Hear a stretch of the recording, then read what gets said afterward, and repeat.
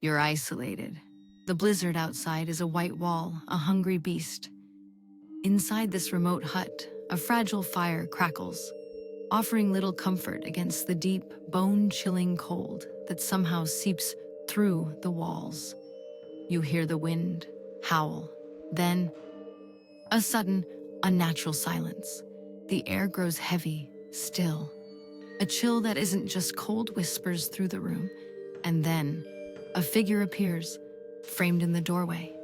A woman, ethereal in white, impossibly beautiful. Her eyes, however, are a different story. They hold the depth of a frozen lake. This isn't just a weather report. It's a survival brief. This is the Yuki-onna. And here's what you need to know to survive. Japanese folklore, particularly from regions accustomed to brutal winters, is rich with tales like this. They aren't just spooky stories. They're historical survival wisdom, passed down through generations. Lafcadio O'Hearn's account of the Yuki-onna from Musashi Province is a masterclass in understanding the rules of engagement. My own experiences have taught me the profound truth in these protocols. Your essential tools here aren't a compass or a map. They are mental fortitude, absolute stillness, and perhaps most critically, the iron will to maintain silence.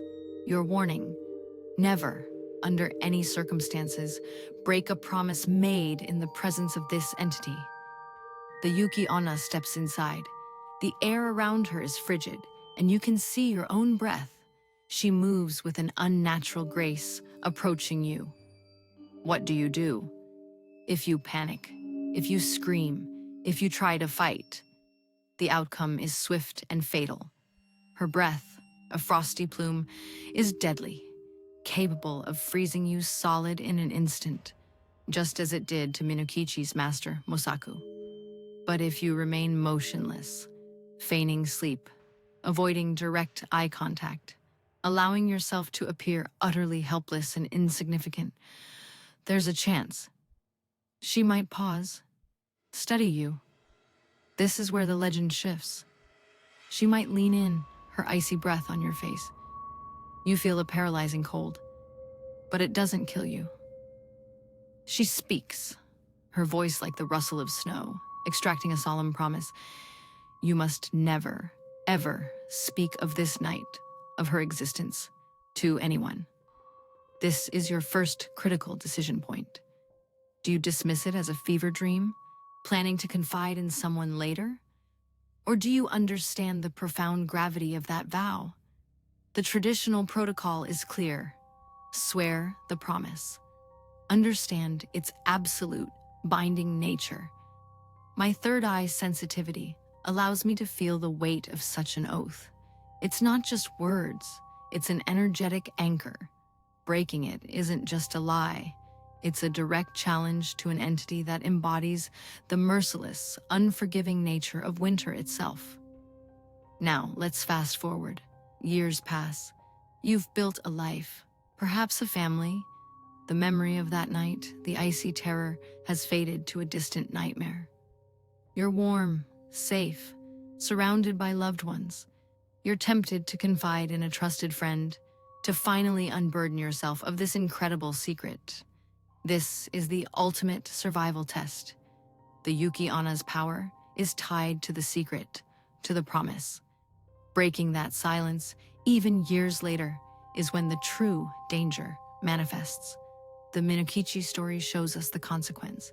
The entity will reappear, perhaps in a guise you would never suspect, to exact her toll. The proper execution here is an internal battle. You must fight the urge to speak. You must consciously choose to maintain that silence, not just for your own life, but for the lives of those you cherish. This is why these protocols developed. They aren't about brute force. They're about understanding the entity's fundamental nature, its connection to vows, to the sanctity of a promise. It's about recognizing that some beings thrive on secrets, and breaking one invites an absolute, unyielding reckoning. If that silence is maintained, the entity may remain a benign, if mysterious, presence in your life, or simply never return to exact its terrible toll.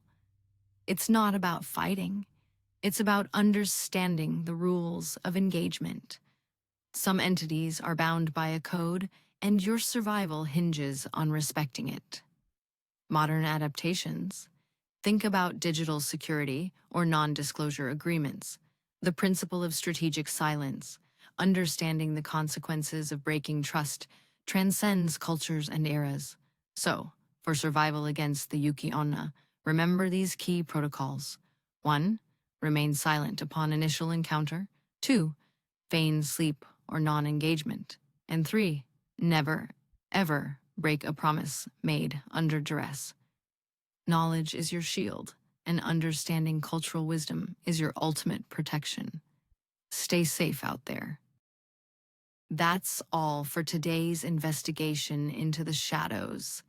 If you want to dive deeper into the dark archives, make sure to subscribe to the Histo-T YouTube channel. Remember, knowledge is our best defense against the darkness, and I'll see you in the next archive. Stay vigilant